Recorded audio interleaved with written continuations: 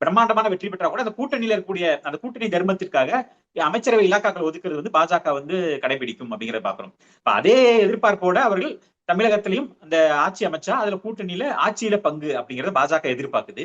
ஆனாலும் தமிழகத்தோட வழக்கமா வந்து தமிழகத்துல இது வரைக்கும் திமுக அதிமுக எத்தனை கூட்டணிகள் வச்சாலும் எத்தனையோ கட்சிகளை கூட்டணி சேர்த்தாலும் கூட்டணியில வந்து அவர்களுக்கு ஆட்சி அதிகாரத்துல பங்களிப்பு பெருசா கொடுக்கறது இல்ல, அமைச்சரவையில அதிகாரம் கொடுக்கறது இல்ல அப்படிங்கறத நம்ம பாக்குறோம். அது திமுகவா இருக்கட்டும் அதிமுகவா இருக்கட்டும் கூட்டணி தயவோட தான் ஆட்சிக்கு வராங்க பல நேரங்கள்ல, ஆனாலும் அது கொடுக்கறது இல்ல அப்படிங்கறத பாக்குறோம். சோ இது இரண்டு கட்சிக்குமான ஒரு முரண்பாடா இருக்குது. அப்ப பாஜகவோட எதிர்பார்ப்புங்கிறது ஆட்சி அதிகாரத்துல பங்கு அப்படிங்கறத பாக்குறாங்க.